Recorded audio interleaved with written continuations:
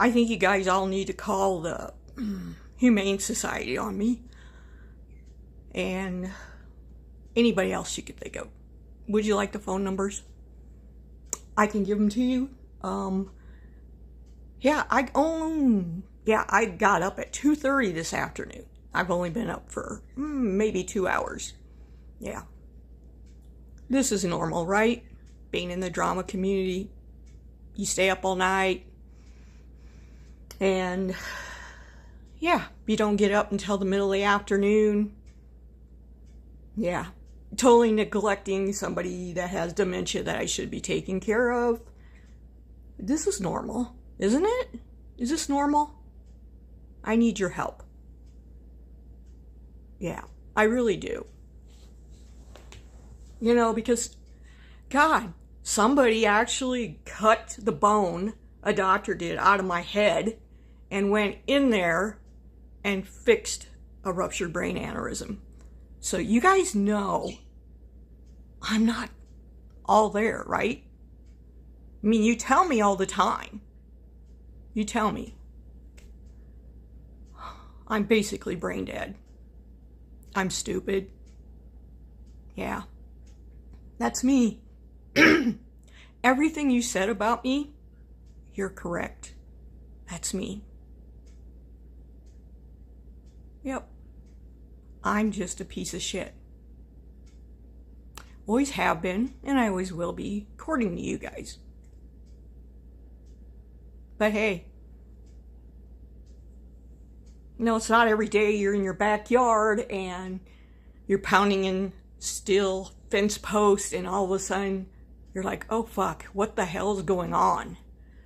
And you don't even remember how you got into your house. And you don't even remember, of all people, calling your boss and they noticed something was seriously wrong with you. So they called the ambulance. And then you go to the hospital and, yeah, I don't remember this. Hey, you'll find this interesting. I should actually show you the paperwork from when I was in the emergency room. They gave me 6 shots of ecstasy. I wished I would have known. I could have felt that sensation. But, man, my brain shut down. So I guess they give it to you when they're trying to keep you alive. And then they call all your friends and your family and they tell them to come up to the hospital because you only have a 10% chance of living. Yeah. And in the middle of the night, I got my ass hauled on an airplane from Billings all the way to Casper. And the doctor calls my mom in the middle of the night and tells her, your daughter had a ruptured brain aneurysm and we don't think she's going to make it. So my mom gets hold of my brother. They pack. My mom packs for a funeral. So is my brother. They drive all day from Iowa to Casper. And they get there. It's like 9:30 at night. 8:30, I guess. I could get my mom's journals out because she kept journaling the whole time I was in the Casper hospital. And they're wondering why I'm not in surgery. And the doctor says, we can't bring her to surgery yet. She's not stable. Because, you know, my blood pressure was like 200 over something.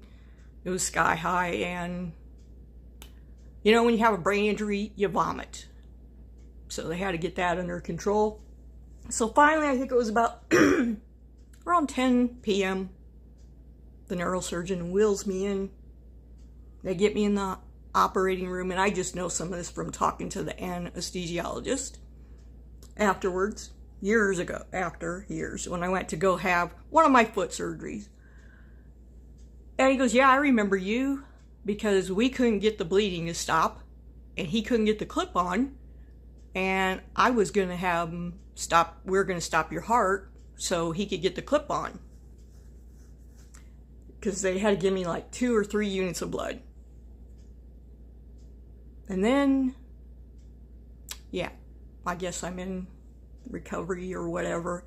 I don't remember any of it until 2 weeks later when I wake up And I hear the nurses, because they're wheeling me to a different section of the hospital, say, talking about Mother's Day.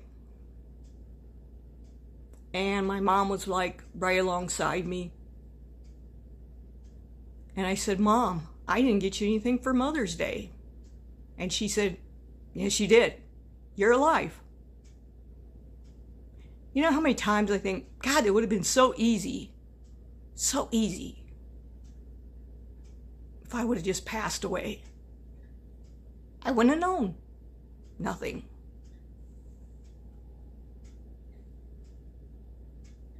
Yep. So, then when I was more aware, I found out, yeah, my whole left side was basically affected. I really couldn't talk. I couldn't walk. Couldn't feed myself. Or anything. So I had to learn to do all that stuff over again. This is why I have a speech impediment and I have trouble with certain things.